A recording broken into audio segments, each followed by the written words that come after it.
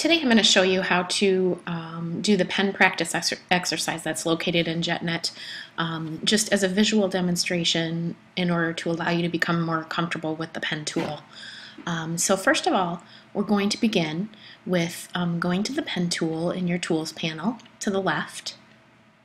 I like to click on that, hold it down, and then do a tear off, which is only some of the tools have these. You can do tear-offs with any of the tools that have one of those lower right-hand corner little arrow at the bottom. And some of them have them and others don't. So you can click, hold it down, and then roll over to the tear-off and let go. And that way I can access my panel, my pen tool panel, adding anchor points, deleting anchor points easily if I need to. The next thing I'm going to do is I'm going to change my my stroke, which is down here, as well as up here in the control panel. I'm going to change the color only because I want to be able to recognize my pen line and my path. I want it to be differentiated from the background, this template that I have, which you can't really move, but we're going to be guided by it, as you know. I don't want to have a fill, and that's one of the things you have to be very careful of in Illustrator. You got to make sure that you're either in the pen tool stroke or the fill, and you can access that anywhere up here on your swatches panel or in your tool panel at the bottom. Now I'm going to begin. You want to start with the regular pen tool. We're going to click anywhere we see the path changing direction. The nice thing is we have these little smart guides, which are the green, where you see here where it says intersect. That means that we're at the right point to click. The smart guides guide you, which is a really nice feature of Illustrator. However, it can get kind of annoying, so you might want to turn them off when you're working on certain designs. Now I have an open path, and I'm not closing the path, which you might do when you create a shape, because this is just a line and a path. So now I want to deselect, which is, you can do that by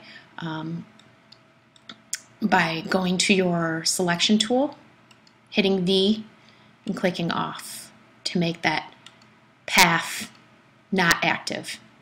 So I've completed that step A in this exercise, and now I'm going to go to step B. I'm going to go back to the pen tool to activate it again. I'm going to click. I'm going to click and move up to the handle. Click and drag up to the handle, and then I'm going to go over to the second anchor point. And as you notice,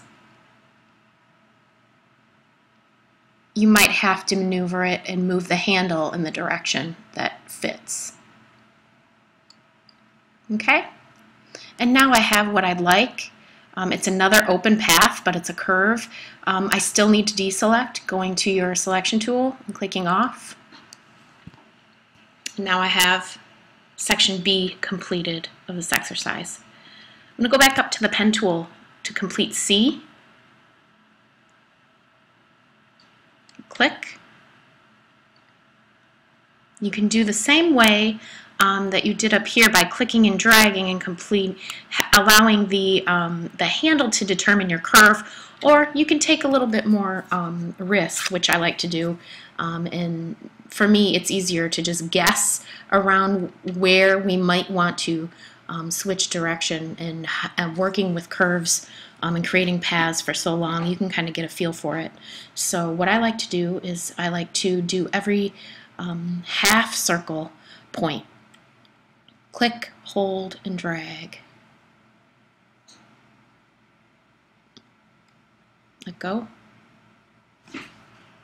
Shift, click, and then I like to sort of guesstimate again. Click, hold, and drag. Go. Shift, click. Or you can click click, hold and drag. Instead of shift clicking, allow the curve to be taken care of by that handle. It sort of predicts where the curve will last. Click, hold, and drag. Allow that handle. You can either shift click it and then take control and create the curve, or you can allow the handle to control it for you, which I'll do again.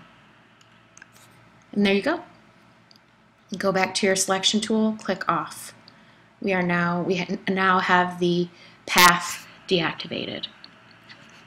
Now you want to do it again, but this time we're not going to be doing curve over curve. We're going to be trying to accomplish D. One of the things you can do is you can zoom in by doing a Control plus, Control minus, or Command plus, Command minus. Or you can always go to your zoom tool and hold down Alt for the minus, plus Alt for the minus. I'm going to go ahead and zoom to D just a little bit. I'll go back to my pen tool again, start doing D, click, click, drag, shift click, click, drag, shift click, click, drag. Again, you don't have to shift click. There's another way that you can take this handle and actually move the handle however you like.